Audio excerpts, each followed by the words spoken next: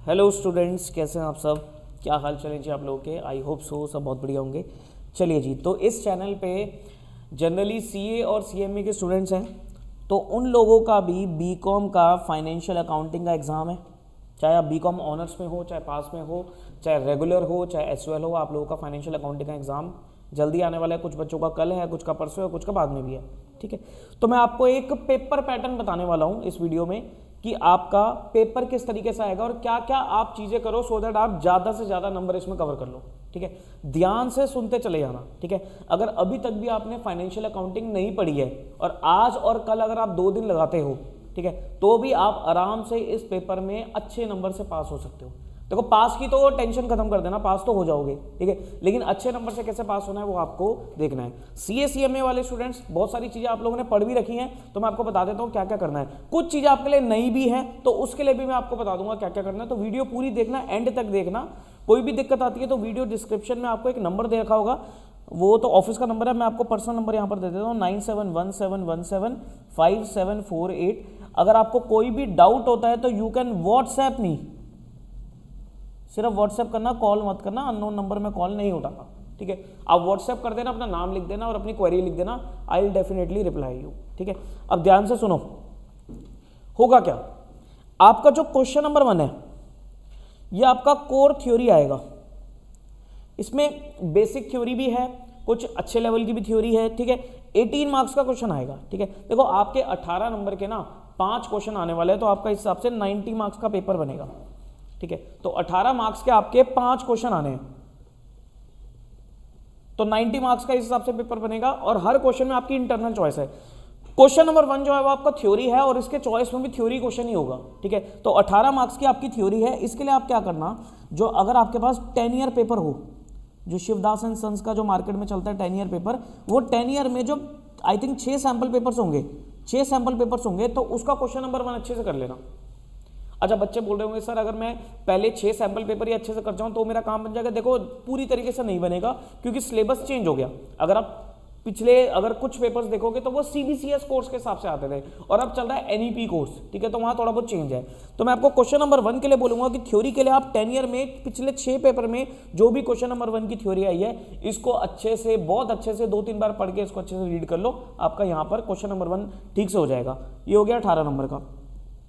Question number 2, question number 2 का paper pattern क्या है? क्वेश्चन नंबर 2 में आपके पास 2 चैप्टर कवर करता है। वो एक करता है इन्वेंट्री और एक करता है आपका डेप्रिसिएशन। देखो, या तो इन्वेंट्री का एक पार्ट में इन्वेंट्री का प्रैक्टिकल आएगा और डेप्रिसिएशन की थ्योरी आएगी। जो प्रैक्टिकल आएगा वो 12 मार्क्स का आएगा और जो थ्योरी आएगी 6 नंबर की आएगी। ठीक है, और इसके ऑप्शन में क्या आ सकता है? इसके ऑप्शन में डेप्रिसिएशन का प्रैक्टिकल आएगा 12 मार्क्स और इन्वेंट्री की थ्योरी आएगी 6 मार्क्स। ठीक है, अब मैं आपको ये भी लिखवा देता हूं, अगर इन्वेंट्री का प्रैक्टिकल आता है तो प्रैक्टिकल के लिए आपके पास स्टॉक रजिस्टर बनाने वाला क्वेश्चन आता है एग्जाम में। Stock register, FIFO method, weighted average method, LIFO method, periodic system, perpetual system, इस तरीके से आपका ये क्वेश्चन आएगा। ठीक है, और डेप्रिसिएशन की थ्योरी के लिए जो क्वेश्चन आएगा ना, इसमें कुछ इंपॉर्टेंट पॉइंट्स है वो मैं आपको लिखवा देता हूं। एक तो आएगा प्रोविजन ऑफ AS10, ये सब आपको 10 ईयर में मिल जाएगा। Provision of AS10 with respect to depreciation. ठीक है, ये आप करके जाना क्वेश्चन। एक straight line method and diminishing balance method, written down value method, इनके बीच में डिफरेंस है, ये आप करके जाना डेप्रिसिएशन थ्योरी के लिए। ठीक है, और एक आएगा प्रोविजन ऑफ AS10, AS10 होता है property plant and equipment, with respect to change in method of depreciation. अगर change in method of depreciation होता है तो उसका क्या ट्रीटमेंट करते हो, थोड़ा बहुत आप पढ़ लेना। नहीं, कोई भी लाइन में कोई भी दिक्कत आती है ना किसी पॉइंट में, तो मुझसे पूछ लेना, कोई दिक्कत वाली बात नहीं है। Change in method of depreciation में बेसिकली AS10 ये कहता है कि भाई मेथड अगर चेंज होता है तो हम उसे चेंज इन अकाउंटिंग एस्टिमेट बोलते हैं। पॉलिसी का चेंज नहीं है, वो अकाउंटिंग एस्टिमेट का चेंज है और इसकी कोई रेट्रोस्पेक्टिव इंप्लीकेशन नहीं रहती है, प्रोस्पेक्टिव इफेक्ट इसका रहेगा। तो पढ़ लेना, कोई दिक्कत आएगी तो पूछ लेना। डेप्रिसिएशन का प्रैक्टिकल अगर क्वेश्चन आए तो वो जो आपने सीए फाउंडेशन में, सीएमए फाउंडेशन में जो भी आपने क्वेश्चंस करे होंगे वो पूरी तरीके से आपका एप्लीकेबल रहेगा। और थ्योरी के लिए, इन्वेंट्री की थ्योरी के लिए आप कर सकते हो पीरियोडिक और perpetual, periodical and perpetual system वाला। एक क्वेश्चन आता है provision of AS2 inventory valuation, बहुत सिंपल सा स्टैंडर्ड है, ये कर सकते हो आप आराम से। तो मैं CA/CMA वाले बच्चों को तो ये बोलूंगा कि आप ये वाला क्वेश्चन कर लेना, डेप्रिसिएशन प्रैक्टिकल इन्वेंट्री की थ्योरी, ठीक है। लेकिन हाँ, जो बीकॉम वाला बच्चा है उसको थोड़ा सा डेप्शन का प्रैक्टिकल मुश्किल लगता है, उसको मैं ये बोलूंगा ये वाला करके जाना, इन्वेंट्री प्रैक्टिकल डेप्शन थ्योरी। बाकी जैसा आपको ठीक लगे वैसा कर लेना। ये आपका क्वेश्चन नंबर 2 हो गया। इसके बाद क्वेश्चन नंबर 3 जो आएगा ये आपका फाइनल अकाउंट्स आएगा और इसके ऑप्शन में एनपीओ आएगा, ठीक है। देखो फाइनल अकाउंट्स में ना विद जीएसटी भी आ सकता है, चांसेस कम है, मैं कहता हूं कि चांसेस सिर्फ 20 से 30% है जीएसटी वाले के, और नॉन जीएसटी के चांस 70% आप कह सकते हो, 70-80% नॉन जीएसटी वाले क्वेश्चन के, ठीक है। तो जीएसटी वाला क्वेश्चन भी आ सकता है, 20-30% चांस उसके, और नॉन जीएसटी के 70% है, और एक एनपीओ का आएगा। तो अगर आप बीकॉम वाले स्टूडेंट हो तो बीकॉम वाले जनरली एनपीओ को प्रेफर नहीं करते, तो बीकॉम वाले क्या करते हैं, फाइनल अकाउंट्स करके जाते हैं। तो अगर आप फाइनल अकाउंट्स कर रहे हो तो बेटा आपको जीएसटी नॉन जीएसटी दोनों ठीक से देखने पड़ेंगे, ठीक है। लेकिन अगर आप CA/CMA में पढ़ के आ रहे हो तो मैं CA/CMA वाले बच्चों को बोलूंगा कि फाइनल अकाउंट्स में अगर तो जीएसटी आ गया तो मत करना, एनपीओ उठा लेना, क्योंकि आपने फाइनल अकाउंट्स भी पढ़ा, आपने एनपीओ भी पढ़ा, दोनों पढ़े हुए आप लोगों ने, ठीक है। तो आप लोग फिर एनपीओ करके जाना, और अगर आपका फाइनल अकाउंट्स नॉन जीएसटी का क्वेश्चन आता है तो फिर आप अपना वो वाला कर देना, डिपेंड करता है, क्योंकि ये दोनों ही क्वेश्चन आप आराम से कर सकते हो, तो यहाँ तक कोई दिक्कत आपको नहीं आती है।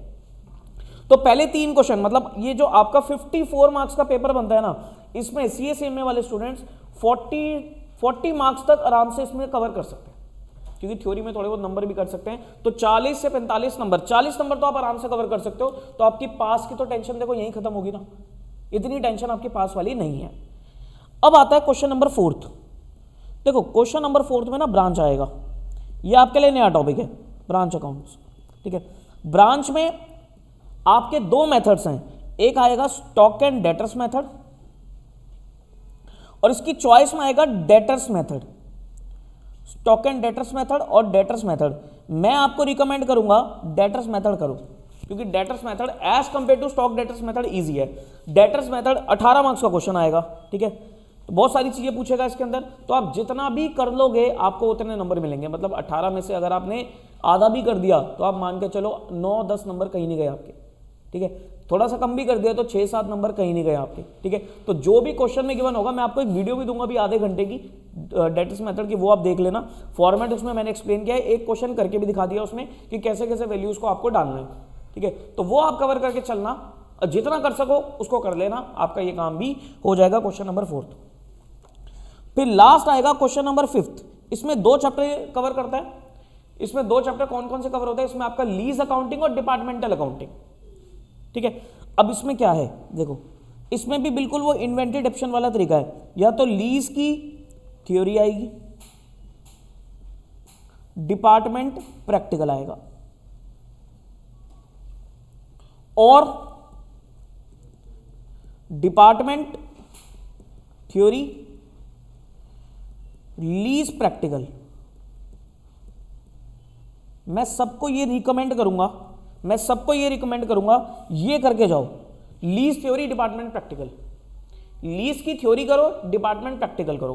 देखो लीज की थ्योरी में कुछ नहीं है, एक ही क्वेश्चन है। एक क्वेश्चन कौन सा, 2 क्वेश्चन है बेसिकली। एक क्वेश्चन तो आएगा आपका operating lease and finance lease में डिफरेंस, बड़ा आसान सा है, आप पढ़ लेना, आपको अच्छे से याद भी हो जाएगा। एक तो एक क्वेश्चन कर लेना। एक आएगा AS 19 और एक होता है इंड AS 16, इनमें डिफरेंस, ये भी आप पढ़ लेना। तो ये 2 क्वेश्चन आपको लीज की थ्योरी के करने पड़ेंगे। अगर तो आप डिपार्टमेंट की थ्योरी करना चाहते हो तो डिपार्टमेंट की थ्योरी में एक क्वेश्चन आएगा ब्रांच एंड डिपार्टमेंटल अकाउंट में डिफरेंस। देखो क्योंकि आपने ब्रांच ठीक से पढ़ा नहीं है, डिपार्टमेंट भी ठीक से पढ़ा नहीं है, तो यहां पर आपको क्वेश्चन समझ ही नहीं आएगा करना क्या है। तो मैं रिकमेंड नहीं करूंगा आपको ये करने के लिए। मैं बोलूंगा कि भाई ऑपरेटिंग लीज और फाइनेंस लीज ये बहुत जनरल है, तो इसको करके जाना। AS 19 और इंड AS 16 इसकी थ्योरी को कर जाना। और डिपार्टमेंट की प्रैक्टिकल में कुछ भी नहीं है। जैसे आप नॉर्मल फाइनल अकाउंट्स बनाते हो ना, तो फाइनल अकाउंट्स में अगर 3 डिपार्टमेंट के इकट्ठे बना देता हूं, उसमें क्या होगा, कुछ कॉमन खर्चे हैं, और कॉमन खर्चों को ना आपको एक बेसिस लेकर एलोकेट करना आना चाहिए। तो आप 1-2 क्वेश्चंस देखना, आपको कम समझ में आ जाएगा। इसकी ऐसे मैंने कोई वीडियो नहीं बना रखी है, तो आप एक बार देखना, बेसिस से आपको समझ में आ जाएगा कैसे कैसे हम खर्चों को एलोकेट करके चल सकते हैं। तो ये आपका काम हो जाएगा। अगर मेरी कोई यूट्यूब वीडियो पुरानी वाली भी होगी डिपार्टमेंट की, तो मैं आपको शेयर कर दूंगा, आप वहां से भी इसको देख सकते हो। तो ये आपका एक पेपर पैटर्न है, इस तरीके से आप फाइनेंशियल अकाउंटिंग करके जाओ and you can clear financial accounting exam. पहले 3 क्वेश्चन में 40 नंबर पक्के, और अगले 2 क्वेश्चन में आप लोग भी सुनो ध्यान से, पहले 3 क्वेश्चन में 40 नंबर तो आपके ये पक्के हो गए, ठीक है।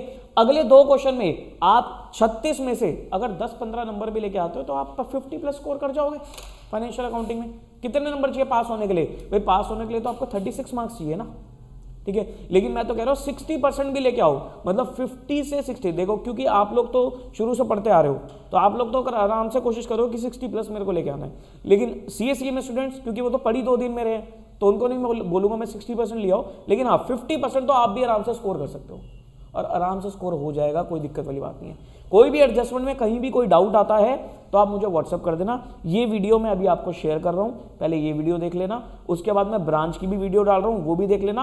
और डिपार्टमेंटल का जो मैंने CA इंटर में लेक्चर पढ़ाया था ना, उसका पहले वाला लेक्चर जो है वो आपको मिल जाएगा, उसमें आपको डिपार्टमेंट का क्वेश्चन कैसे करना है वो भी आपको मैं शेयर कर देता हूँ, ठीक है जी। चलिए, all the very best for your exam, सब अच्छा होगा, बढ़िया तरीके से तैयारी करो। शिवदास एंड संकर 10 ईयर अच्छे से करके जाओ, उससे बाहर कुछ नहीं आएगा, उसी पैटर्न पे बेस्ड आएगा, ठीक है जी। चलिए, all the very best, bye bye.